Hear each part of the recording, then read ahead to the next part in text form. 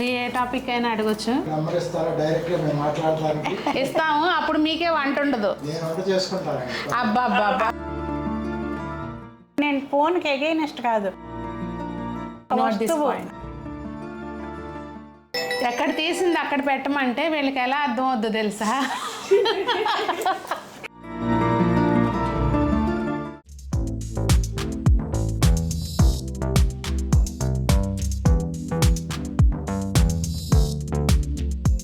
పెద్దలందరికీ నమస్తే, పిల్లలందరికీ హాయ్. ఎలా ఉన్నారు? అందరూ బాగున్నారా? మేము చాలా బాగున్నామండి. మీరు కూడా చాలా చాలా బాగున్నారని ఆశిస్తున్నాను. ఈరోజు ఒక మంచి వీడియో. మీరు నన్ను అడుగుతుంటారు కదా ఎప్పుడు, అసలు మీరు టైం ఎలా మేనేజ్ చేస్తారు, మీరు ఎలా ఇన్ని పనులు చేస్తారు, ఇవన్నీ దానికి సీక్రెట్ ప్లస్ అసలు ఎలా చేసుకోవాలి, నేను ఎలా నేర్చుకున్నాను, ఎక్కడ చూసి నేర్చుకున్నాను అనేది మీకు చాలాసార్లు చెప్పాను. కాకపోతే అత్తయ్యతోటి ఇవాళ కొన్ని విషయాలు రాబడదాం, అసలు ఎట్లా టైం మేనేజ్ చేసుకోవాలి ఏంటి అనేది. ఇవాళ అదే స్పెషల్ వీడియో అనమాట, చూసేయండి. జై శ్రీమన్నారాయణండి. అయితే యాక్చువల్గా మీరు వర్కింగే కదా అప్పట్లో.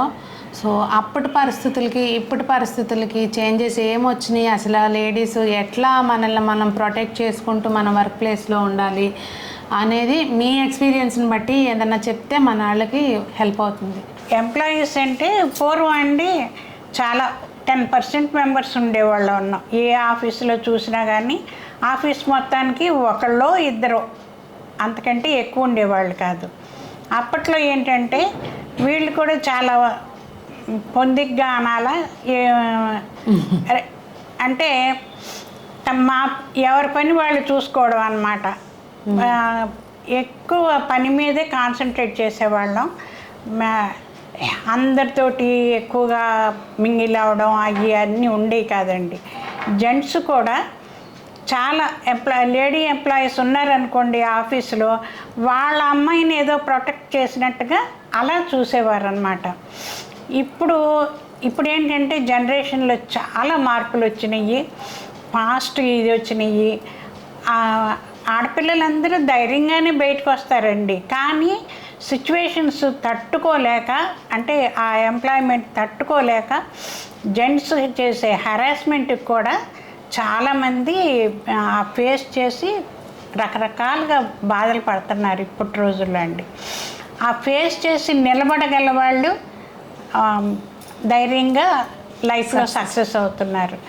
లేని వాళ్ళ సంగతి మీకు తెలిసిందేగా, రకరకాలుగా వింటూ ఉంటాం మనం. ఇక అది మనం జడ్జి చేయలేమండి. అది ఎందుకు వాళ్ళు అలా అయ్యారు అన్నది మనం ఏదో రకరకాలుగా మాట్లాడేస్తాం. ఆమెకు అట్లాగ పోగరు, ఇట్లా పోగరు, కావాలి అలాగూ ఇలాగ, ఇవన్నీ మనకి నోటికి వచ్చినట్టు మనం అసెస్ చేసుకుని వాళ్ళని కామెంట్ చేస్తాం. కానీ ఏ ఆడవాళ్ళైనా సరే అండి, నా ఉద్దేశంలో మాత్రం ఎవరైనా సరే కాంట్ బట్టి పొజిషన్లోనే వాళ్ళు అచీవ్ అవ్వాల్సినవి అచీవ్ అవ్వలేక, ఆ నిర్ణయాలు తీసుకోలేక, ఆ బాధలు పడలేక వాళ్ళ లైఫ్ ఇంకో దోవ పడిపోతుందండి. అట్లా అవుతుంది తప్ప ఏ ఆడవాళ్ళు వాళ్ళంతటి వాళ్ళు కానీ అసలు అది సాధ్యమైనంత మట్టికి ఎదురు తిరిగి పోరాడి ఇక అప్పుడు గెలవలేనప్పుడు ఓటమిని అంగీకరిస్తారండి. అది ఆ సిచ్యువేషన్స్ మూలంగానే ఇప్పుడు ఎంప్లాయ్మెంట్లు కానివ్వండి, ఇద్దరు భార్యాభర్తలు ఇద్దరు ఎంప్లాయీస్ అయితే వాళ్ళల్లో స్పర్ధలు రావడం కానీ, ఈ అడ్జస్ట్మెంట్లు ఇవన్నీ అవి తేడాలండి.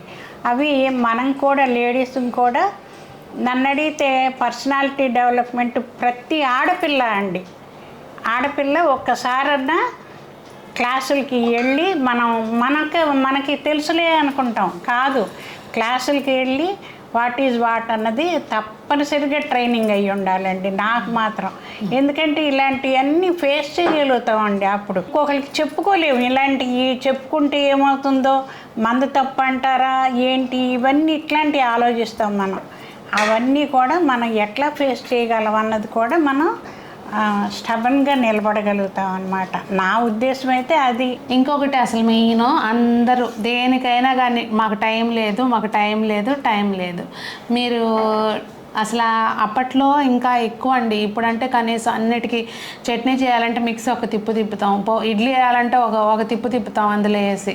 అప్పుడు అన్ని రుబ్బుకోటాలు, అన్ని రోట్లో నూరుకోటాలు, బట్టలకి ఏమో ఉతుక్కోవడము, ఇట్లా ఇంట్లో మెయిడ్ పెట్టుకోగలిగిన వాళ్ళు పెట్టుకునే వాళ్ళు, లేని వాళ్ళు కూడా జాబ్స్ చేసేవాళ్ళు కదా. సో అసలు ఎట్లా మీరు బ్యాలెన్స్ చేసుకునేవారు ఇల్లు అది? అసలు టైం లేదు అన్నది మన డిక్షనరీలోంచి తీసేయండి. ఆ 24 గంటల నుంచి 8 గంటలు, మూడు పార్ట్లు చేసుకోండి, 3 8లు.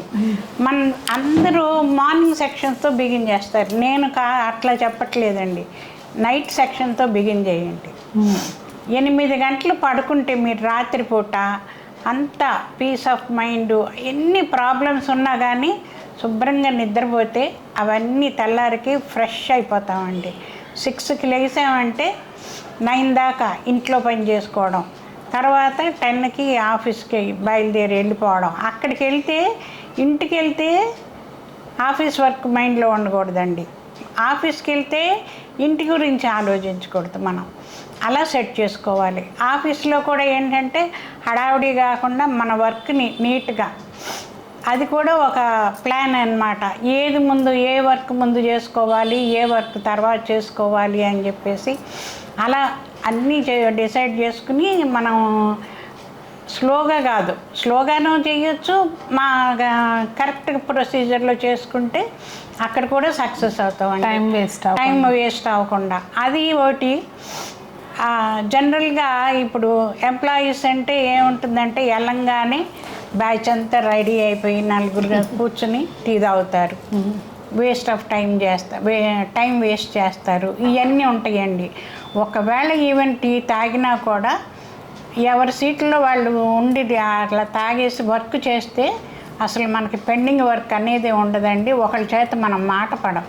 ఒకసారి ఒకరి చేత మాట పడ్డామంటే మనమే ఫీల్ అవుతాం, నలుగురిలో మనం ఏంటబ్బా ఇట్లా అనిపించుకున్నాము, చేయకపోవటం మూలంగానే కదా, అది కరెక్ట్ ప్రొసీజర్లో చేసేస్తే ఇది ఉండేది కాదు కదా. ఒకరి దగ్గర నలుగురిలో చిన్నపుచ్చుకోవడం అనేది ఉండదండి. అప్పుడేంటి అంటే నెగిటివ్ ఎనర్జీ లేనంటేగా పాజిటివ్ ఎనర్జీ ఎంతకాలం ఉంటుందో మనం అట్లా సక్సెస్ అవుతామండి. వర్క్ దగ్గర కూడా ప్రొడక్టివ్గా ఉంటాము.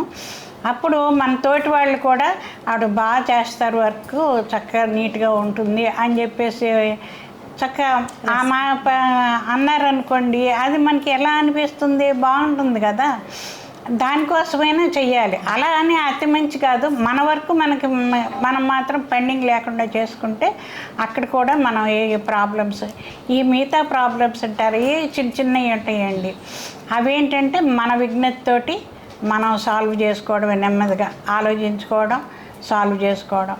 అలా అక్కడి నుంచి ఇంటి దగ్గరికి వచ్చిన తర్వాత కొద్దిగా మల్టిపుల్ టాస్క్ అండి. పిల్లలు చదువులు చూస్తూ మన పనులు చేసేసుకుని తెల్లవారికి ఏమి మనం ప్రిపరేషన్స్, వంట కానీ అవి కానీ ఇవి కానీ అన్నీ సాయంత్రమే రెడీ చేసేసుకుంటే అన్నీ మనం ఇంక్లూడింగ్ పిల్లల యూనిఫామ్లు అవి అన్నీ కూడా సెట్ చేసేసి పెట్టేసి అన్నీ చేసుకుంటే అప్పుడు బెల్ట్ ఎక్కడ ఉంది, టై ఎక్కడ ఉంది అని అసలు ఈ క్వశ్చనే రాదండి.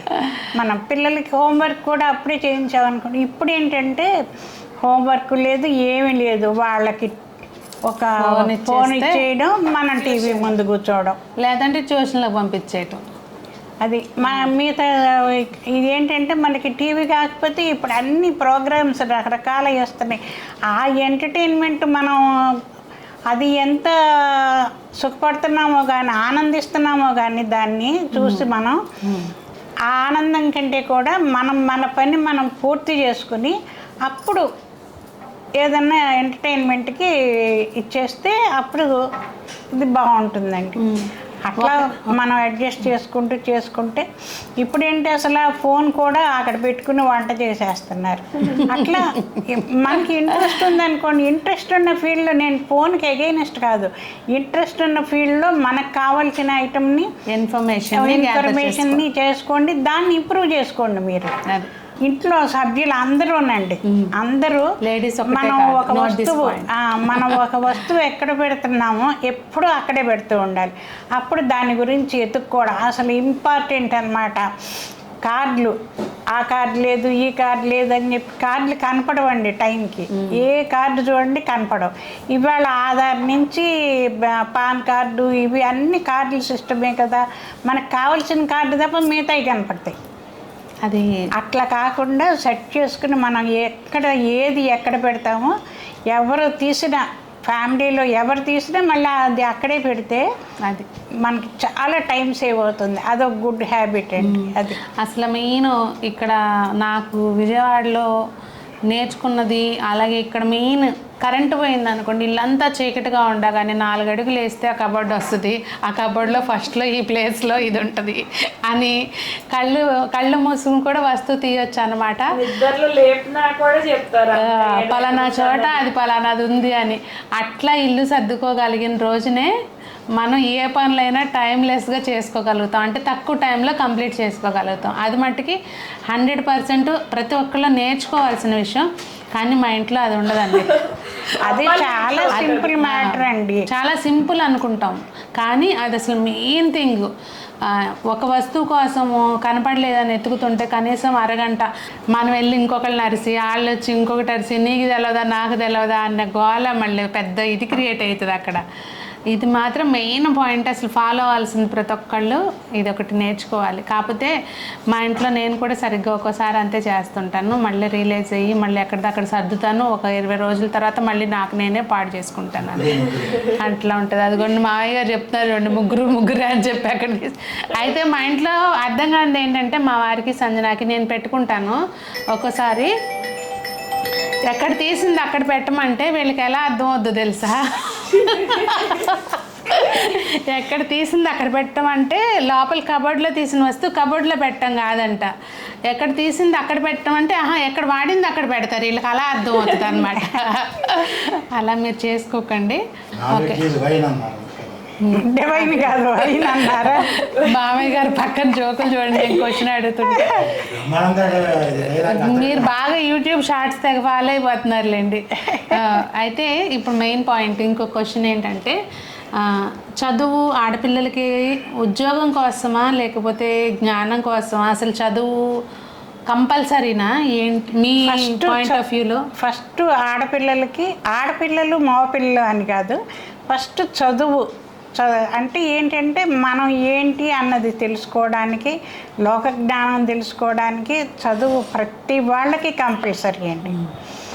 ఆడపిల్లలకి ఒక స్టేజ్ వచ్చిన తర్వాత ఇవాళ రోజున ఏంటంటే వాళ్ళ కాళ్ళ మీద వాళ్ళు నిలబడాలి తప్పనిసరిగా. ఫైనాన్షియల్గా ఇండిపెండెన్స్ ఉండాలి, వాళ్ళ ఫైనాన్షియల్ ఇండిపెండెన్స్ అనమాట. బోల్డ్ ఆస్తులు ఉన్నాయి, బోల్డ్ వ్యాపారాలు ఉన్నాయి. మా అమ్మ ఏదో ఒక మామూలు చదువు చదివితే చాలు, తర్వాత ఏమి చదువు అవసరం లేదు, వాళ్ళకి ఏమన్నా ఉద్యోగం చెయ్యాలా, ఊళ్ళో వెళ్తారా ఏంటి అది ఇవన్నీ కాదండి. ఏమో వాళ్ళు అవ్వచ్చు, బళ్ళు అవ్వచ్చు అంటారు కదా. అలాంటి పరిస్థితి వస్తే ఆడపిల్ల నిలబడి గెలవగలదు. చాలా విన్నాం కాఫీ డే సిద్ధార్థ గురించి. ఆ అమ్మాయి ఒక్కటి 2 పిల్లల్ని, ఆ ఎంప్లాయీస్ అందరూ తన ఫ్యామిలీ అనుకుని నిలబడి ఆ అప్పులన్నీ తీర్చి వాళ్ళందరినీ ఏ ఎంప్లాయీని కూడా డిస్మిస్ చేయకుండా అంత కష్టపడి పైకి తీసుకొచ్చింది, డెవలప్ చేసింది, మళ్ళీ కంటిన్యూ చేస్తుంది ఆవిడ. అట్లా అన్నమాట. అలాంటి సిచ్యువేషన్స్ వచ్చినా కూడా మనం తట్టుకోగలుగుతాం చదువు ఉంటే. అప్పుడు ఫర్దర్ ప్లాన్స్ వేసుకోగలుగుతాం, మన లైఫ్ని సక్సెస్ చేసుకోగలుగుతాం. అందుకని ప్రతి ఆడపిల్లకి చదువు అంటే హై స్కూల్ చదువు కాదు ఇవాళ రోజుని, కంపల్సరీ ఏదో డిగ్రీ ఉండాలండి. ఈ తర్వాత అంటారా ఎవరి దీన్ని బట్టి వాళ్ళు పై చదువులు ఎన్నైనా చదువుకోవచ్చు. కొంచెం ఫైనాన్షియల్గా ఎఫర్ట్ చేయలేని వాళ్ళు డిగ్రీ అయినాక ఈ కోర్సులు ఉంటాయి కదా, ఈ చేతి వృత్తులు ఇలాంటివి, వాటిల్లో చాలా వస్తున్నాయండి. చాలా హెల్ప్ అవుతుంది అనమాట. గవర్నమెంట్ కూడా చాలా హెల్ప్ చేస్తున్నారు. సొంతంగా ఏదైనా పెట్టుకోవడానికి అవకాశం ఉంటుంది. ఏదో నాకు తోచిన క్వశ్చన్స్ నేను అడిగానండి. మీరు ఏదైనా తెలుసుకోవాలి అంటే కనుక ఖచ్చితంగా కామెంట్స్లో చెప్పండి. అత్తయ్యతోటి ఎలాంటి వీడియోస్, ఏ టాపిక్ అన్నా అడగండి, టక చెప్పేస్తారు మీరు. ఏ టాపిక్ అయినా అడగచ్చు. సో కామెంట్స్లో అడగండి. సునీత గారు మీ అత్తయ్య గారి నెంబర్ ఇస్తారా డైరెక్ట్గా మేము మాట్లాడటానికి?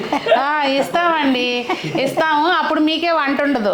ఇక ఆవిడకు రోజంతా ఫోన్లు మాట్లాడటం సరిపోద్ది, మీకు వంట ఉండదండి. అప్పుడు ఇవ్వమంటే ఇస్తాను. లేకపోతే పర్లేదా? నేను వంట చేసుకుంటానండి. అబ్బా అసలే హైలైట్ జోక్ ఫన్ అనమాట ఇది వీడియోలో. మరి అందరూ బాగుండాలి, అందులో మనం ఉండాలి అని కోరుకుంటూ మీ సునీత. జై శ్రీమన్నారాయణ అండి. లోక సమస్త సుఖినో భవంతు.